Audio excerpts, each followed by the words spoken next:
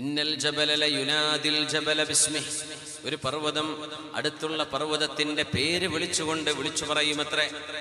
യാ ഫുലാൻ, കുന്നുകളും ചെരുവുകളും റോഡുകളും വഴികളും മലകളും ഒക്കെ പരസ്പരം പേരെടുത്ത് പറഞ്ഞ് വിളിച്ചു പറയുന്ന നാഷണൽ ലൈവിന്റെ നമ്പർ ഇട്ടിട്ട് പറയുന്നുണ്ടാവും ചിലപ്പോ.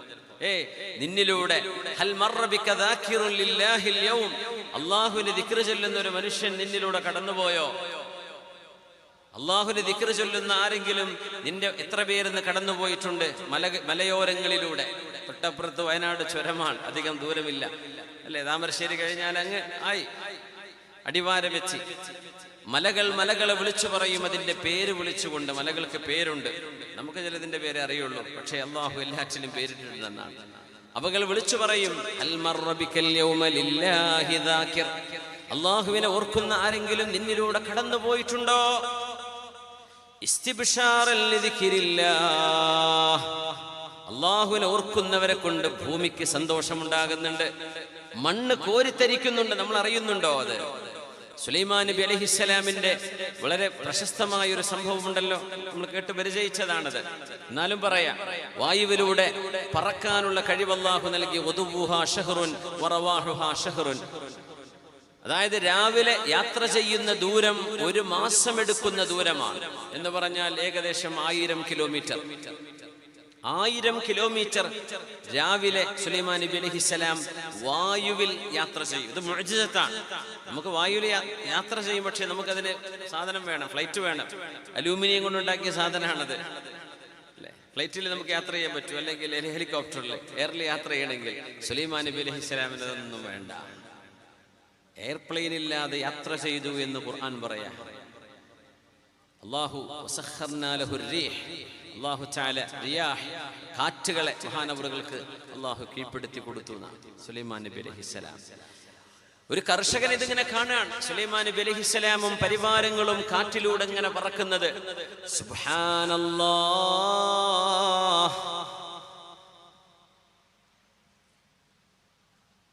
ലഖദ് ഊതിയ ആലു ദാവൂദ മുൽക്കൻ അദീമാ, പടച്ചവനെ നീ എത്ര മഹോന്നതനാണ് റബ്ബേ.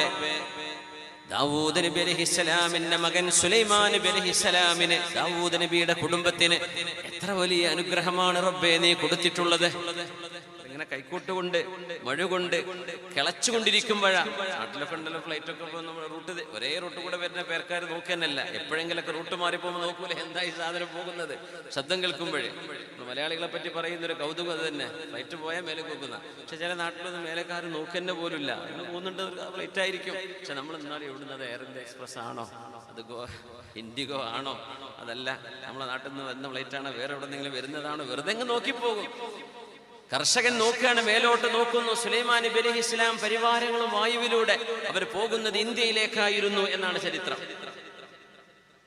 ഇന്ത്യയിൽ എവിടെയൊക്കെ വന്നത് നമുക്കറിയില്ല. അപ്പോഴാണ് കർഷകന്റെ അത്ഭുതം. സുബ്ഹാനല്ലാഹ്, എന്തൊരു അത്ഭുതമാ പടച്ചവനെ. ലഖദ് ഊതിയ ആലു ദാവൂദ മുൽക്കൻ അദീമാ, ദാവൂദ് നബിയുടെ മക്കൾക്ക്, കുടുംബത്തിന് റബ്ബേ നീ വലിയ സൗഭാഗ്യമല്ലേ നൽകിയത്, ഏറ്റവും വലിയ രാജാധികാരമല്ലേ നൽകിയത്. സുലൈമാൻ നബി അലൈഹിസ്സലാം ആ ഫ്ലൈറ്റ് അവിടെ ലാൻഡ് ചെയ്യിച്ചു എന്നാണ് ഖുർആൻ പറഞ്ഞ, ഖുർആൻ കൊടുത്ത മുഅ്ജിസത്താണ്. സംഭവം പുണ്യ നബി തങ്ങളെ പഠിപ്പിക്കുന്നത് സ്വല്ലല്ലാഹു അലൈഹി വസല്ലം. അവിടെ ഇറങ്ങാൻ വേണ്ടി ആവശ്യപ്പെട്ടു പ്രവാചകനായ സുലൈമാൻ അലൈഹിസ്സലാം. സുലൈമാൻ നബിന്റെ നാട് ഫലസ്തീനാണ്, ജോർഡാനിന്റെ അപ്പുറം. അപ്പൊ ഈ കർഷകന് പേടിയായിപ്പോയി. നബിയാണ്, രാജാവാണ് സുലൈമാൻ അലൈഹിസ്സലാം, അടുത്തേക്ക് വരികയാണ്.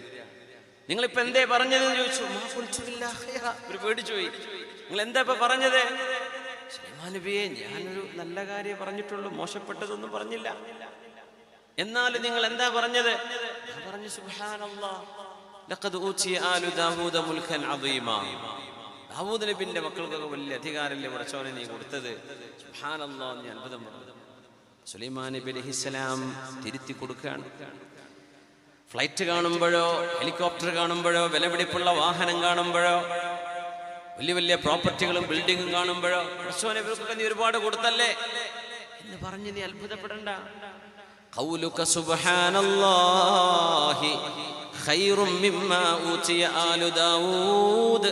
ദാവൂദ് നബി അലൈഹിസ്സലാമിന്റെ മക്കളായ എനിക്കും എൻ്റെ മക്കൾക്കും എൻ്റെ കുടുംബത്തിനും അല്ലാഹു നൽകിയ എല്ലാ രാജാധികാരത്തെക്കാളും വലുത് നിങ്ങളുടെ നാവിലൂടെ വന്ന സുബ്ഹാനല്ലാഹി എന്ന ദിക്റാണ്.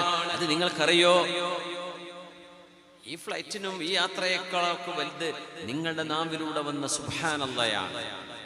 അതുകൊണ്ട് ഒരു മുസ്ലിം, ഒരു മുഅ്മിൻ ഒരിക്കലും ദുനിയാവിൽ പരാജയപ്പെടുന്നില്ല, ദരിദ്രനായി മാറുന്നില്ല. നിങ്ങളുടെ കൂടെ സുബ്ഹാനല്ലാഹ് ഉണ്ടെങ്കിൽ, അൽഹംദുലില്ലാഹ് ഉണ്ടെങ്കിൽ, അല്ലാഹു അക്ബർ ഉണ്ടെങ്കിൽ, സുബ്ഹാനല്ലാഹ്. ഇന്നൽ ജബല, അബ്ദുല്ലാഹി ഇബ്നു മസ്ഊദ് റളിയല്ലാഹു അൻഹു പറയുന്നു, ഇന്നൽ ജബല ലയുനാദിൽ ജബല ബിസ്മിഹി. പർവ്വതം പർവ്വതങ്ങളുടെ പേര് പറഞ്ഞുകൊണ്ട് വിളിക്കുകയാണ്.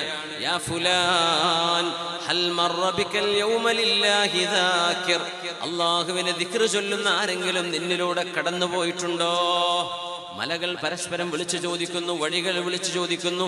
ഇസ്തിബ്ശാറൻ ലിദിക്രില്ലാഹ്. അല്ലാഹുവിനെ പുകഴ്ത്തി പറയാൻ നമുക്ക് സമയമുണ്ടോ? ഇല്ലേ? അതാണ് അല്ലാഹു തആല നോക്കുന്നത്. യാ റബ്ബ് യാ റബ്ബ്.